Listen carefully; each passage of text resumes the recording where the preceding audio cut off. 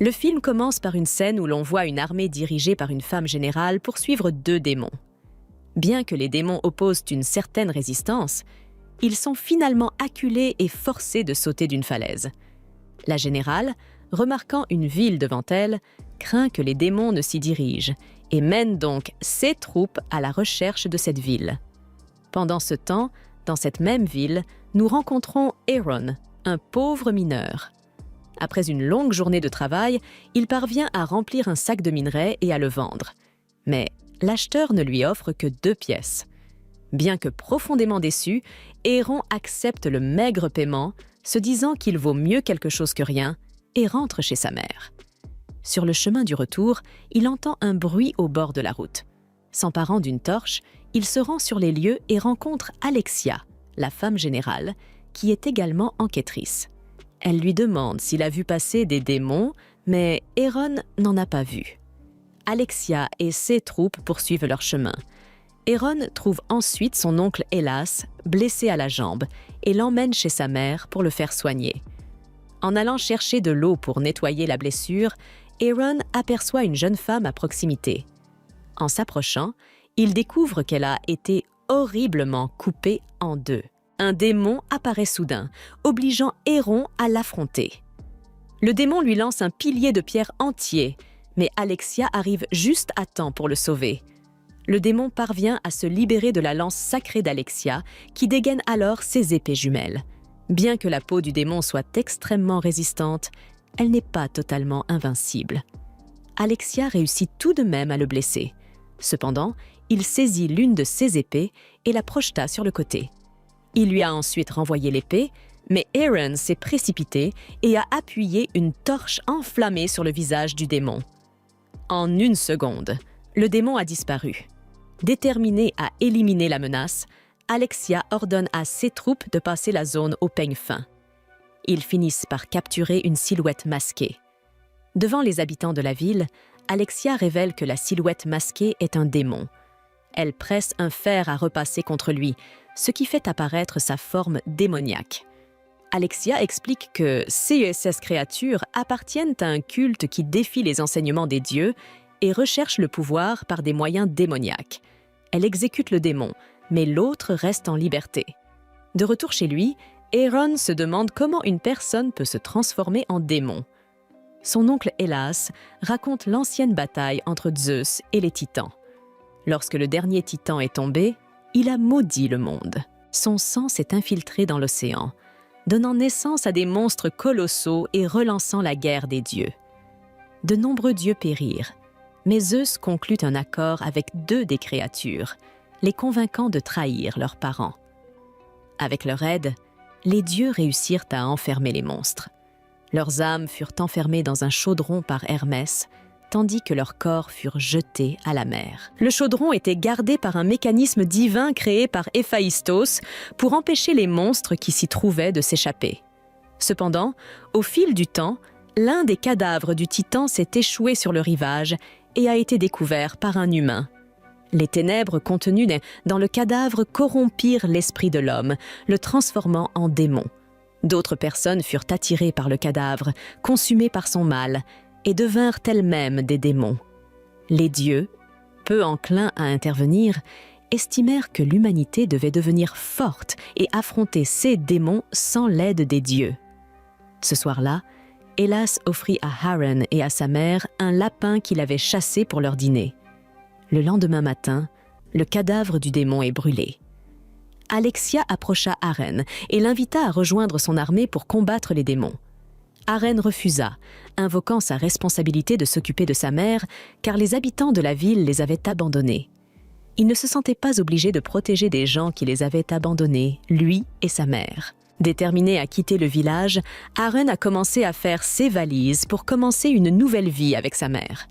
Mais les villageois, soupçonnant la mère de Aaron d'être une sorcière, se sont rassemblés devant leur maison. Ils affirment que les nuages noirs qui ne cessent de tomber depuis son arrivée sont la preuve de sa sorcellerie. La foule exige de la marquer au fer rouge pour confirmer qu'il s'agit bien d'un démon.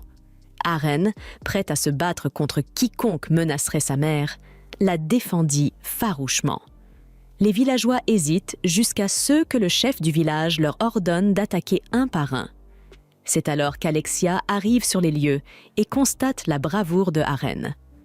Pendant ce temps, la mère de Haren, désespérée de protéger son fils, saisit elle-même le fer à repasser chauffé et le presse contre sa main, prouvant ainsi qu'elle n'est pas un démon. Plus tard, Haren réfléchit aux événements et décide de suivre l'exemple d'Alexia. Élys lui conseilla d'escalader la montagne voisine où poussait un rosier. Il y trouverait suffisamment de minerais pour forger une épée puissante. Haren se mit en route, ignorant qu'Élys était en fait Zeus déguisé. Zeus est confronté à Arès, qui lui demande pourquoi il intervient dans le royaume des mortels. Zeus se défendit, expliquant que les lois qu'il avait établies interdisaient aux dieux de participer directement aux batailles, mais que guider les mortels n'était pas contraire aux règles. Il révéla que son implication se limitait à aider Haren, car il pensait que ce dernier était destiné à diriger l'humanité. Des années auparavant, la mère de Haren avait été l'épouse d'un certain roi. Lors de l'accouchement, elle demanda à la sage-femme de garder le secret sur un sujet particulier. Lorsque le premier enfant naquit, le roi l'examina, vit que le bébé avait ses yeux et fut ravi, croyant que l'enfant était le sien. Mais soudain, un deuxième enfant naquit, avec des yeux bleus. Le roi soupçonna immédiatement l'infidélité et tenta de tuer le bébé sur le champ. Mais un aigle descendit en piqué et sauva l'enfant, qui grandit et devint Haren. Se réveillant de ses réflexions, Héron reprend son ascension et atteint finalement le sommet de la montagne, où il trouve le rosier qu'Hélas avait mentionné. Il collecte le minerai et retourne à la forge, mais il se sent frustré lorsque le minerai semble inutilisable pour la forge. Cependant, Hélas lui révèle qu'il possède ses propres méthodes uniques pour le fondre. Plus tard, Héron partage une vision qu'il a eue en rêve. Hélas explique que cette vision concerne des créatures créées par le dieu des rêves, des êtres qui rappellent aux humains des choses qu'ils ont oubliées. Intrigué, Héron part à la recherche de sa mère et l'interroge sur le rêve, en particulier sur son passé en tant que reine. Elle confesse une vérité troublante. Elle avait été forcée d'épouser un roi tyrannique. Peu de temps après leur mariage, elle attira l'attention d'un certain dieu. Comme c'est souvent le cas avec les dieux volages, il s'agissait de Zeus. Se déguisant en roi, Zeus réussit à la tromper. Au début, elle remarqua deux facettes opposées chez son mari. L'une douce et aimante, l'autre froide et indifférente. Croyant qu'il s'agissait d'une double personnalité, elle tomba amoureuse de la facette bienveillante. Un jour, Zeus, dans sa facette douce, lui offrit un collier qu'elle porte encore aujourd'hui. Avec le temps, elle commença à assembler les pièces du puzzle et le confronta, exigeant de savoir qui était réellement cette facette douce. Zeus finit par se révéler. À cette époque, Héra, l'épouse de Zeus, commença à se méfier du temps qu'il passait dans le royaume des mortels. Apollon avertit Zeus de retourner immédiatement auprès d'elle. Zeus mentit à Héra, prétendant qu'il rendait visite à Poséidon. Avant de partir, Zeus confia à la mère d'Héron la responsabilité de veiller sur elle-même et sur l'enfant qu'elle portait. Apollon, restant en arrière, déduisit que Zeus tenait vraiment à la mère d'Héron, car il n'avait jamais révélé son identité à une mortelle auparavant. Apollon remarqua également qu'elle était enceinte de l'enfant de Zeus. Cependant, Héra découvrit l'infidélité de Zeus et chercha à se venger. Elle s'adressa au dieu des rêves, lui demandant d'implanter un cauchemar prophétique dans l'esprit du roi. Dans ce cauchemar, le roi reçut un avertissement selon lequel la reine donnerait naissance à deux enfants, dont l'un ne serait pas le sien. Le jour de la naissance de Héron, Zeus se précipita pour le protéger. Furieux de la prophétie, le roi tenta de tuer le bébé. Mais la mère de Héron poignarda le roi dans l'œil et le poussa du haut d'un balcon jusqu'à ce que mort s'ensuive. Zeus emmena alors Héron et sa mère au loin, invoquant des nuages pour cacher la vue d'Héra et les protéger de sa colère. Tragiquement, le frère jumeau de Héron est resté au château. Croyant qu'il était en sécurité, la mère d'Héron apprit plus tard que le garçon avait été tué par son oncle, qui s'était emparé du trône. Hanté par ces révélations, Héron affronte Zeus, l'accusant de les avoir abandonnés, lui et sa mère.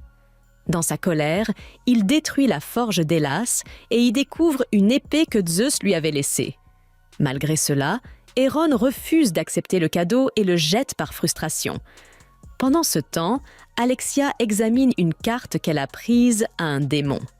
En appliquant de l'eau sur la carte, une couche cachée est révélée, dévoilant un nouveau mystère. Même en tant que téléspectateurs, nous ne pouvions nous empêcher de trouver Zeus comique. La frustration d'Héra était tout à fait justifiée. Depuis quand Zeus a-t-il si peur de sa femme ? Pour tenter de s'affirmer, Zeus avertit Héra de ne pas faire de mal à Héron et à sa mère. Mais il est peu probable qu'Héra l'écoute. Elle se détourna et, voyant arriver Hermès, se moqua de l'apparition d'un autre enfant illégitime de Zeus. Apprenant que Héron était attaqué, Zeus ordonna que des nuages sombres obscurcissent sa vue afin qu'il puisse surveiller la situation d'en haut sans intervenir directement. Héron et Alexia étaient retournés à la maison de Héron, mais sa mère était introuvable. Pendant ce temps, Cerberus les avait rattrapés. Alexia tenta de repousser la bête tandis qu'Héron tirait des flèches à distance. Cerbère se montra incroyablement résistant, chargeant vers l'avant et renversant Héron sur le côté. Alexia détourna l'attention de la créature suffisamment longtemps pour que Héron puisse planter un pieu de bois dans l'une de ses têtes. Cependant, 2 têtes restèrent et la horde de démons commença à déferler sur la montagne. Arène s'enfuit et finit par trébucher sur un baril de pétrole. Réfléchissant rapidement, il renverse l'huile et y met le feu pour tuer quelques démons. Pendant ce temps, l'ancien du village a décidé de couper les cordes de la porte pour empêcher la fuite. Mais Arène réussit à sauter à temps et à faire fuir l'ancien. La mère d'Arène, qui se dirigeait vers la mine, se retrouva bloquée par le commandant des démons et Cerbère. Face aux démons devant elle et aux chiens à 2 têtes derrière elle, elle s'est réfugiée avec une femme âgée dans une grange voisine. Le commandant des démons, se présentant sous le nom de Rapham, exigea de savoir qui dirigeait le village.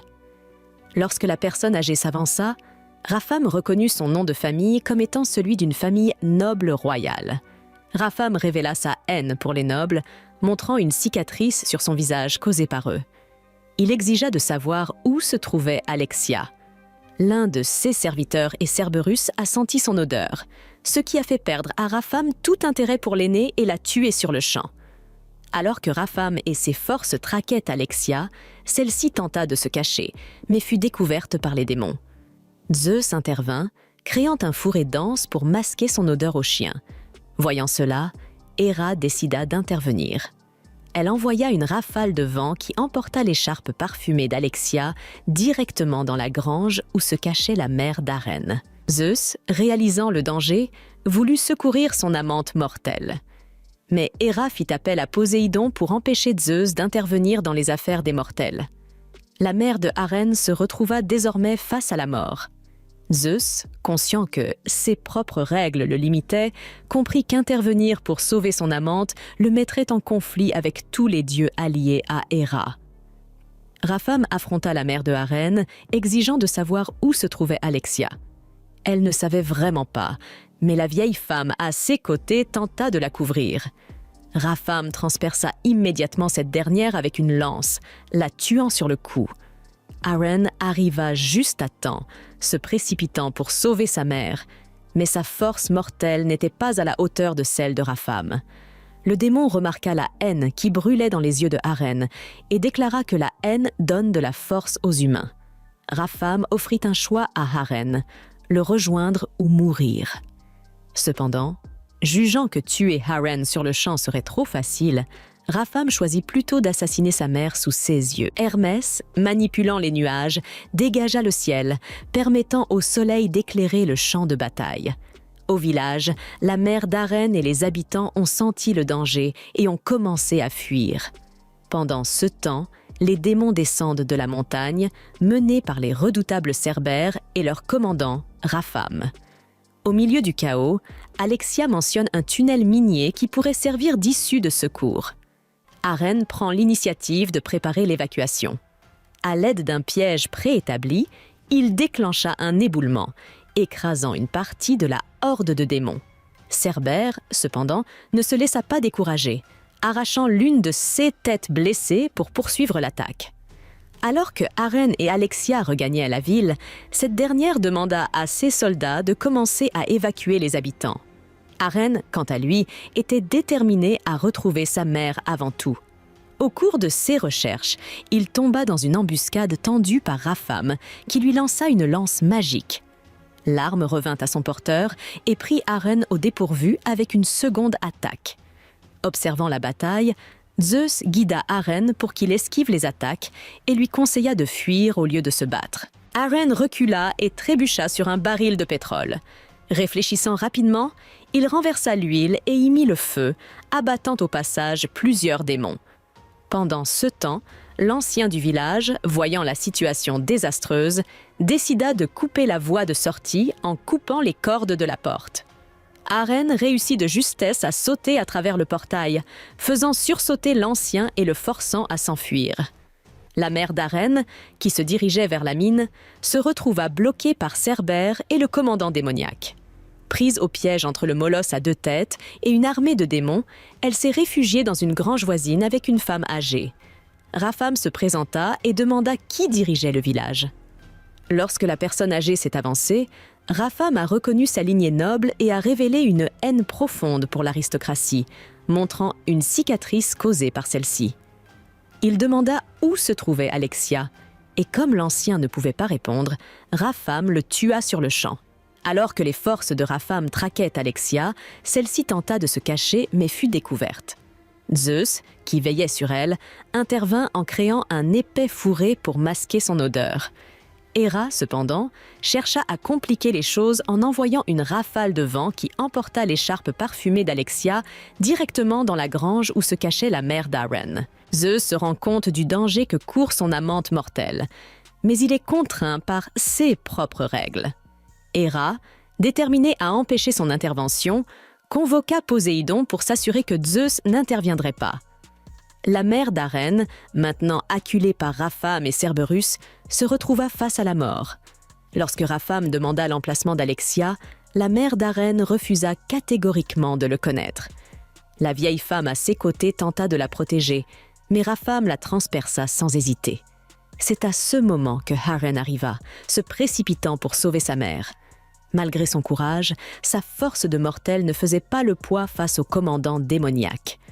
Rapham, remarquant la haine brûlante dans les yeux de Arène, fit remarquer qu'une telle haine pouvait alimenter un grand pouvoir. Il proposa à Arène un choix sombre, se joindre à lui ou mourir. Au lieu de tuer Arène, Rapham choisit de le tourmenter davantage, en assassinant la mère de Arène sous ses yeux.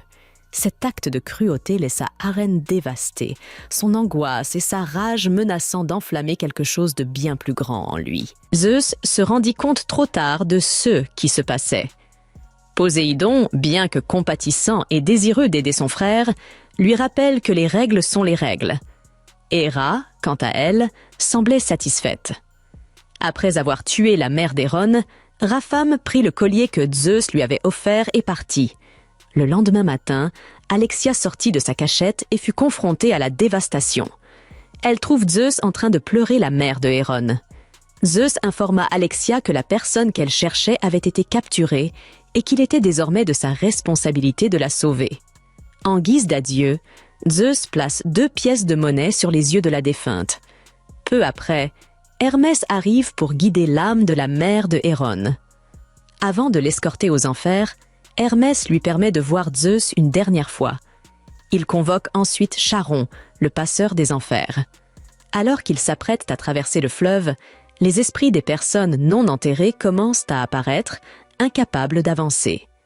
Charon les chasse et demande qui Hermès transporte. Hermès remit les pièces et ordonna à Charon de traiter la mère d'Héron avec le plus grand respect, l'avertissant que la colère du dieu du tonnerre s'abattrait sur lui dans le Céa contraire. Charon s'exécuta et escorta la mère d'Héron en toute sécurité. Avant de traverser la rivière, elle fut autorisée à parler à Héron. Après avoir donné ses derniers conseils, elle s'évanouit. Héron lui tendit la main, mais son chagrin fut interrompu par l'apparition soudaine de Cerbère. Évitant de justesse d'être mordu par la bête à 2 têtes, Héron poursuivit sa route, déterminé à découvrir où où se trouvait Rapham. Pendant ce temps, Alexia est poursuivie par Rapham. Pour lui échapper, elle sauta dans un ruisseau et se cacha dans une grotte derrière une cascade. Malgré ses efforts, Rapham la coince. À sa grande surprise, Alexia se transforme en Héra. Saisissant l'occasion, Héra lui révéla des visions du passé de Rapham. Grâce à ces visions, Rapham apprit la vérité. Il était le frère jumeau de Charon et le fils d'un roi disparu depuis longtemps. Le jour de leur naissance, leur oncle avait jeté Rapham à la mer. Un serviteur compatissant l'avait sauvé et élevé. Cependant, au cours de leur fuite, le serviteur s'était caché avec Rapham dans une grotte et avait rencontré un ours. Le serviteur pria Héra, qui apprivoisa l'ours. Rapham survécut en buvant le lait de l'ours et vécut parmi les ours et sa mère adoptive pendant des années. Un jour, les enfants cruels de son oncle découvrirent l'existence de Rapham et commencèrent à les chasser. Ils massacrèrent la famille de la sœur de la mère adoptive de Rapham pour obtenir des informations. Lorsque les chasseurs sont venus chercher la mère adoptive de Rapham, celui-ci s'est défendu et a tué l'un des enfants nobles. Cela déclencha une course-poursuite. Les ours se joignirent à la bataille, mais alors que Rapham pensait pouvoir sauver sa mère adoptive, l'un des nobles la tua et creva l'œil de Rapham. 2 oursons furent également tués, mais la mère ours s'élança et tua les derniers assaillants. Le noble responsable de ces atrocités a réussi à s'échapper. Rapham quitta la forêt en jurant de se venger. Il apprit à tuer pour survivre et finit par retrouver le noble. Le trouvant en train de se délecter avec une femme, Rapham le poignarda par derrière et utilisa la dague que le noble avait autrefois brandie pour lui prendre tout ce qu'il possédait. Rapham enfonça la dague dans l'œil gauche du noble avant de s'enfuir. Poursuivi sans relâche, il finit par tomber d'une falaise, emporté par les vagues dans une grotte où il découvre le cadavre d'un titan. Tenté par des murmures, il consomma la chair du titan et se transforma en démon. Rapham utilisa la lance qu'il avait prise sur le cadavre du titan pour massacrer 12 soldats qui le poursuivaient. Lorsqu'il n'en resta plus que 3, ils se rendirent et furent acceptés comme ses subordonnés. Héra estime qu'il aurait dû être roi, mais que l'ingérence de Zeus dans le royaume des mortels l'a laissé dans cet état désastreux.